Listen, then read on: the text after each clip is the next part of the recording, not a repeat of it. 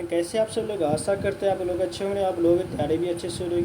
तो दोस्तों आज हम लोग जो है आज का जो है सीटेट का प्रैक्टिस सेट नंबर जो है पहला लेकर के उपस्थित हो चुके हैं। जिस तरह से हम लोग जो है इससे पिछले साल में जो है 7 फरवरी वाला एग्ज़ाम में जो हम लोग जो है प्रैक्टिस सेट किए थे, उसी तरह से इस बार भी हम लोग जो है सीटेट का जो है PYQ लगाने के लिए हम लोग जो है उपस्थित हो चुके हैं। ठीक है, यानी PYQ हम लोग करेंगे। ठीक है, आज जो रहेगा CDP का 30 क्वेश्चन आज हम लोग जो है कंप्लीट करेंगे। ठीक है, जिसमें से पूरा बेसिक से जो है देखेंगे। ठीक है, प्रैक्टिस सेट के रूप में करेंगे। जो कब पूछा गया था 26 जून 2011 को पूछा गया था, उसको आज हम लोग जो है प्रैक्टिस करेंगे। ये जो है छठा से 8वां तक के लिए है। ठीक है, तो चलिए बिना किसी देरी के हम लोग क्वेश्चन की शुरुआत करेंगे। और जिन्होंने अभी तक मेरे चैनल को सब्सक्राइब नहीं किया, सब्सक्राइब कर लेंगे, अपने फ्रेंड सर्कल में भी शेयर कर देंगे ताकि उन्हें भी हेल्प मिल सके। चलिए क्वेश्चन की शुरुआत करते हैं। पहला क्वेश्चन दिया है कि बच्चों के विकास के सिद्धांत को समझना शिक्षक की सहायता करता है। क्या सहायता करता है? तो ये जो सहायता करता है शिक्षकों को भिन्न अधिगम शैलियों के प्रभावी रूप से संबोधित करने के लिए, यानी कि जो उन्होंने सीखा है सीटेट ये जो है उन्होंने सीखा है, CDP में सीखा है, या इससे पहले BEd करते समय जो सीखा, या ट्रेनिंग जो उन्हें मिला है, उस अधिगम शैलियों को जो प्रभावी बनाने के लिए यानी इफेक्टिव बनाने के लिए ऐसा किया जाता है। तो ये हमारा हो जाएगा ऑप्शन तीसरा सही हो जाएगा। ठीक है, इसके बाद अगला क्वेश्चन है, दूसरा में दिया है क्या कि यानी पुरुष स्त्रियों की अपेक्षा ज़्यादा बुद्धिमान होते हैं। यह कथन किसका है? यानी यह कथन जो है कैसा है? तो ये जो कथन है तो ये है लैंगिक पूर्वाग्रह को प्रदर्शित करता है। किसी को भी हम ये नहीं कर सकते कि पुरुष स्त्रियों की जो है अपेक्षा बुद्धिमान है। तो ये अगर इस तरह से अगर बताया जाता तो ये लैंगिक पूर्वाग्रह को जो है दर्शाता है। ठीक है, इसके बाद तीसरा में दिया गया इरफान खिलौना को तोड़ता है और उसके जो है पुर्जे को देखने के लिए उन्हें अलग अलग कर देता है। आप क्या करेंगे? तो इसको जो है इस तरह से करता है, तो इसे क्या करेंगे? उसको न रोकेंगे नहीं है। ठीक है, नज़रअंदाज भी नहीं करेंगे। ठीक है, तोड़ने के लिए मना नहीं करेंगे, यानी नहीं तोड़ने देना है। ठीक है, ये भी नहीं करना है।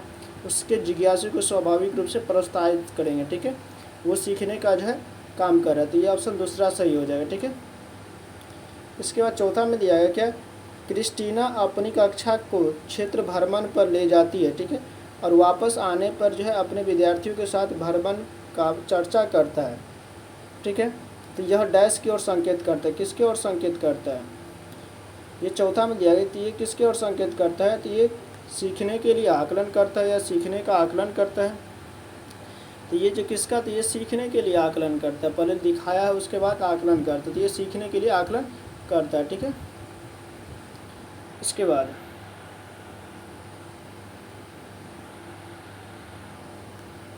अगला क्वेश्चन है कि 5 में दिया गया कि प्रत्येक शिक्षार्थी स्वयं में विशिष्ट है। इसका अर्थ क्या है? स्वयं में विशिष्ट है, इसका अर्थ क्या है? तो ये है कि कोई भी दो विद्यार्थी यानी शिक्षार्थी अपनी योग्यताओं, रुचियों और प्रतिभाओं में एक समान नहीं होते हैं। स्वाभाविक है, कोई भी एक समान नहीं होता। ठीक है, इसके बाद छठा में दिया है कि सृजनात्मक उत्तरों के लिए आवश्यक है विषय वस्तु आधारित प्रश्न, उत्तर यानी मुक्त उत्तर वाले प्रश्न। ठीक है, किस तरह का जो आधारित होता है? तो ये जो है मुक्त उत्तर वाले प्रश्न यानी ओपन एंडेड प्रश्न, यानी खुला प्रश्न जिसमें एक से ज़्यादा आंसर हो। जैसे कि किसी पर निबंध लिखने के लिए बोले, जैसे गाय पर निबंध, ये इसमें खुला प्रश्न हो गया। ठीक है, एक से अधिक लिख सकता, अपने हिसाब से लिख सकते हैं। ठीक है, इसके बाद 7वां में दिया गया कि शिक्षार्थियों को डैश के लिए प्रोत्साहित नहीं करना चाहिए। किसके लिए प्रोत्साहित जो है नहीं करना चाहिए? तो ये जो है शिक्षक को पूछ सकते हैं उन सभी प्रश्नों को याद करने के लिए कभी भी रटने पर जो है जोर नहीं देना चाहिए। ठीक है, रटने पर जोर देना नहीं चाहिए। ठीक है, तो ये हो जाएगा हमारा तीसरा जो है गलत हो जाएगा। ठीक है, यहाँ पर नेगेटिव पूछा गया था। इसके बाद 8वां में दिया गया कि निम्नलिखित में से कौन सा जो है रचनात्मक आकलन के लिए उचित नहीं पूछा गया है। ठीक है, तो रचनात्मक आकलन के लिए कौन सा जो है उचित नहीं है? चलिए देखते हैं। मौखिक प्रश्न होगा, या सत्र परीक्षा, या प्रश्नोत्तरी और खेल, दंत कार्य। तो इसमें से कौन सा जो आंसर हो जाएगा? तो ये हो जाएगा सत्र परीक्षा जो है ये हो जाएगा आंसर, ये उचित नहीं है। 9 में दिया है कि भारतीय समाज की बहुभाषिक विशेषता को डैश देखा जाना चाहिए, कैसे देखा जाना चाहिए, किस तरह से देखा जाना चाहिए। तो ये हो जाएगा विद्यालय जीवन को समृद्ध बनाने के लिए संसाधन के रूप में देखा जाना चाहिए। किस तरह से, तो इसको हम लोग जो है रिसोर्सेज के रूप में देखेंगे, संसाधन के रूप में, रिसोर्सेज के रूप में देखेंगे, ठीक है, संसाधन के रूप में देखेंगे। इसके बाद दिया गया कि विद्यार्थियों को सीखने में जो रिक्तियाँ रह जाती है उनके निदान के बाद क्या होना चाहिए। तो उनके निदान के बाद जो क्या होना चाहिए, समुचित उपचारात्मक कार्य होना चाहिए। ऑप्शन चौथा सही हो जाएगा। इसके बाद 11 में दिया है कि सबसे अधिक गहन और जटिल समाजीकरण होता है, तो किस में होता है। तो ये जो होता है किस में होता है, सबसे कठिन और जटिल जो होता है ये किशोरावस्था में होता है। इसे आंधी तूफान का भी अवस्था कहा जाता है, ठीक है। ऑप्शन पहला हमारा आंसर हो जाएगा, ठीक है। 12 में है कि आनुवांशिकता को डैश सामाजिक संरचना माना जाता है। किस तरह का सामाजिक संरचना माना जाता है, तो ये जो हो जाएगा स्थिर सामाजिक संरचना माना जाता है आनुवांशिकता को, ठीक है। तीसरा में दिया कि पियाजे के अनुसार जो है, पियाजे तो बहुत ही इम्पोर्टेंट रहता है सीटीएट के लिए, ठीक है। पियाजे के अनुसार जो है पहली अवस्था यानी जन्म से 2 वर्ष के दौरान जो है बच्चा डैश से बेहतर सीखता है। किससे बेहतर सीखता है, निष्क्रिय रूप से, ये गलत है, अमूर्त तरीके से चिंतन, भाषा के लिए अर्जित ज्ञान का अनुप्रयोग या ज्ञानेंद्रियों के द्वारा। तो ये सेंस ऑर्गन के द्वारा सीखते हैं। ऑप्शन चौथा सही हो जाएगा, ठीक है। सेंस ऑर्गन के द्वारा सीखता है, ठीक है, ज्ञानेंद्रिय के द्वारा।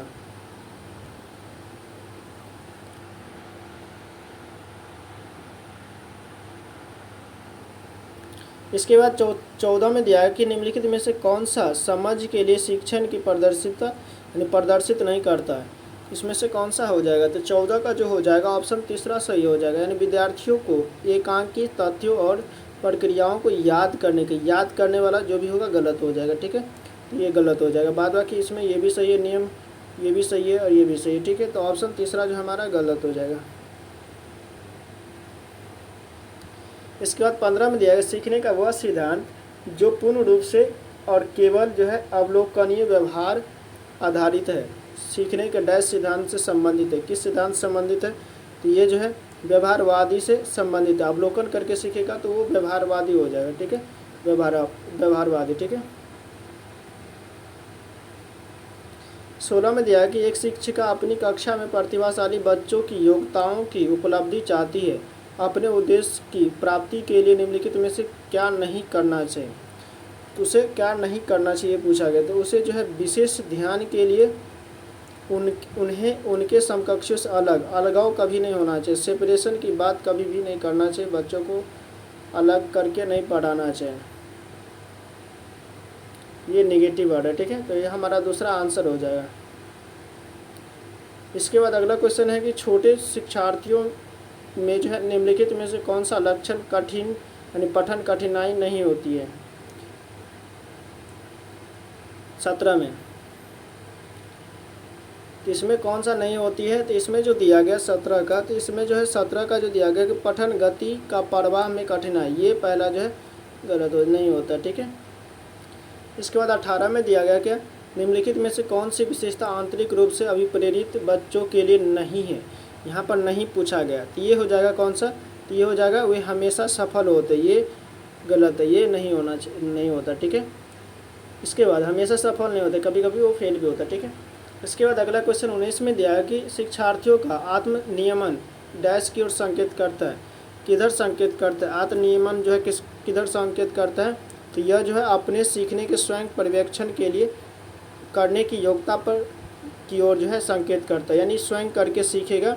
आत्मनियमन उसी कहा जाता है जो स्वयं टेस्ट दिया और फिर से आकलन किया और कहाँ पर गलती हो उसको एनालिसिस किया, यानी स्वयं सीखने पर जो है बल देता है। तो इसे जो है क्या कहा जाता है, आत्मनियमन। तो ऑप्शन चौथा हमारा आंसर हो जाएगा।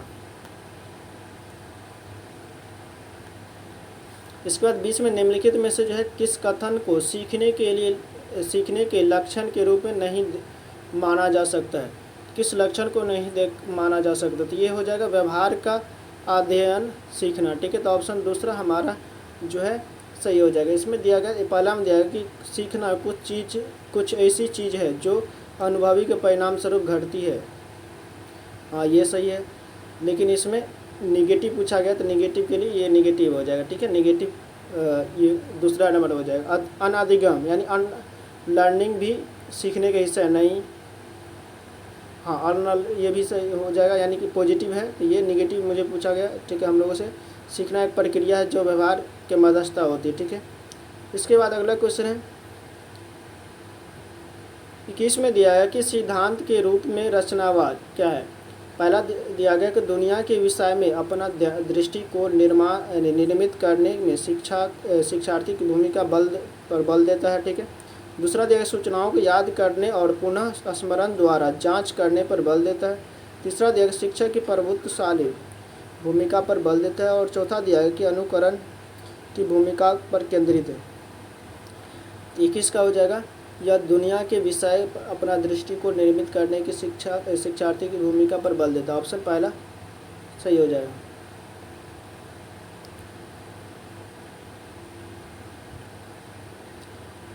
बाईस में दिया है कि सृजनात्मक शिक्षार्थी वह है जो बुद्धिमान होते हैं, जरूरी नहीं है।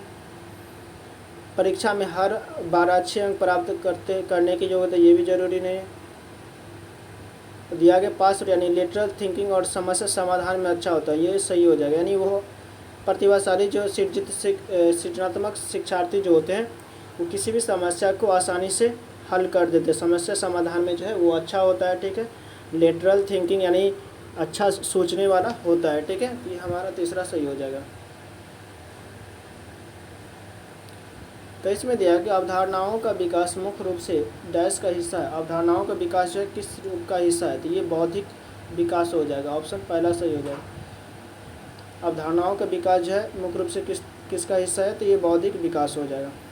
इसके बाद 24 में दिया गया व्यक्तिगत शिक्षार्थी एक दूसरे से डैश से भिन्न होते हैं। व्यक्तिगत शिक्षार्थी जो है किससे भिन्न होता है, तो ये जो है विकास की दर से भिन्न होता है। यानी सभी का विकास जो डेवलपमेंट अलग अलग होता है, एक जैसा सभी का विकास नहीं होता है, ठीक है। किसी का पहला होता है तो किसी का लेट से होता है, यानी बाद में होता है।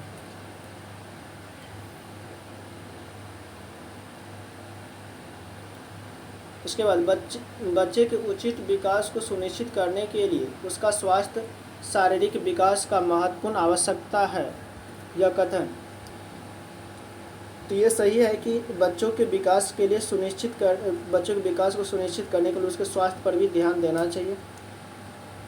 स्वास्थ्य जो है बहुत ही महत्वपूर्ण होता है, पूरा आवश्यकता होती है। ये सही है, ठीक है। सही, ये गलत वाला गलत है, ठीक है। ये भी गलत, उसके बाद सही है, ठीक है। और उसके बाद शारीरिक विकास जो है विकास के अन्य पक्षों के साथ अंतर संबंध है। अंतर संबंध ये रहता है, यानी एक दूसरे से इंटीग्रेटेड रहता है, यानी जुड़ा हुआ रहता है, ठीक है। विकास के क्रम में शारीरिक विकास के पहले स्थान ये नहीं है, तो ऑप्शन तीसरा सही हो जाएगा। 26 में दिया है कि मानव विकास कुछ विशेष सिद्धांतों पर आधारित है। निम्नलिखित में से कौन सा जो है मानव विकास का सिद्धांत नहीं है, तो मानव विकास का सिद्धांत इनमें से कौन सा नहीं है, तो ये मानव विकास का सिद्धांत जो है प्रतिवर्ती नहीं है। ऑप्शन तीसरा आंसर हो जाएगा। इसके बाद 27 में दिया कि निःशक्त बच्चों के लिए समेकित शिक्षा की केंद्रीय प्रायोजित योजना का उद्देश्य है डैश निःशक्त बच्चों को शैक्षिक अवसर उपलब्ध कराना चाहिए। कैसा, विशेष विद्यालयों में या मुक्त विद्यालयों में। और इधर ऑप्शन है या ब्लाइंड रिलीफ वाले एसोसिएशन वाले विद्यालय में या नियमित विद्यालय में, तो ये हो जाएगा रेगुलर स्कूल में, ठीक है। रेगुलर स्कूल में कर सकते, तो ऑप्शन चौथा सही हो जाएगा। 28 में दिया गया निम्नलिखित कथनों में सीखने के विषय में कौन सा सही है। दिया गया कि सीखना उस वातावरण में प्रभावी होता है जो संवेदनात्मक रूप से सकारात्मक और शिक्षार्थियों को संतुष्ट करने वाला होता है,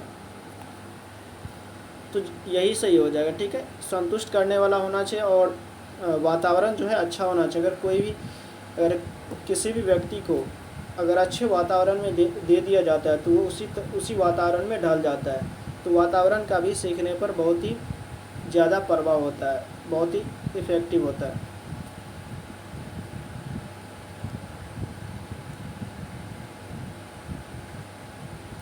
इसके बाद 15 में दिया है कि मूल्यांकन का एवोल्यूशन जो है का उद्देश्य क्या होता है। तो एवोल्यूशन यानी मूल्यांकन का अर्थ जो होता है सीखने में होने वाली कमियों का निदान और उपचार करना। ठीक है, मूल्यांकन मीन्स क्या है, पता लगाना कि आखिर उसमें क्या चीज़ की कमी है, किसमें वो उसे परेशानी आ रही, दिक्कत आ रही, क्यों नहीं सीख रहा है। तो ये इस मूल्यांकन के अंतर्गत आता है। ठीक है, कमियों को दूर किया जाता है, इससे जो है कमियों को पता लगाया जाता है और पता लगाने के बाद जो है उसका उपचार किया जाता है। ठीक है, निदान मीन्स क्या, पता लगाना, और उपचार उसके बाद उसका उपचार किया जाता है। ठीक है, इसे इवैल्यूएशन कहा जाता है यानी मूल्यांकन। इसके बाद 30 में दिया गया कि शिक्षार्थी जो पहले सीख चुके हैं उसकी पुनरावृत्ति और आत्मस्मरण में शिक्षार्थी की मदद करना महत्वपूर्ण है, क्योंकि नई जानकारी पूर्व जानकारी से जोड़ना सीखने को समृद्ध बनाता है। सही है, नई जानकारी को जो है पुराने जानकारी के साथ जोड़ करके सिखाना चाहिए टीचर को। क्या करना चाहिए, पुराने जानकारी के साथ उसको इंटीग्रेटेड करके सिखाना चाहिए। जब बच्चे स्कूल आते हैं, जब 5 साल के हो जाते हैं, 6 साल के हो जाते हैं, तो बच्चे स्कूल आते हैं तो बहुत सारे चीज़ सीख करके आते हैं घर से, जैसे मदर टंग हो गया या बहुत ऐसी चीज़ें जो है सीख करके आते हैं। लेकिन वो चाहे सही हो या गलत हो, जो भी सीखा हो उसको सम्मान करना चाहिए और उसके सम्मान करते हुए यानी कि उसके पूर्व ज्ञान को जोड़ करके जो है उसमें इम्प्लीमेंट करना चाहिए। ठीक है, फिर से आगे सिखाना चाहिए। तो दोस्तों आज जो है ये CDP का 30 क्वेश्चन कंप्लीट हो चुका है।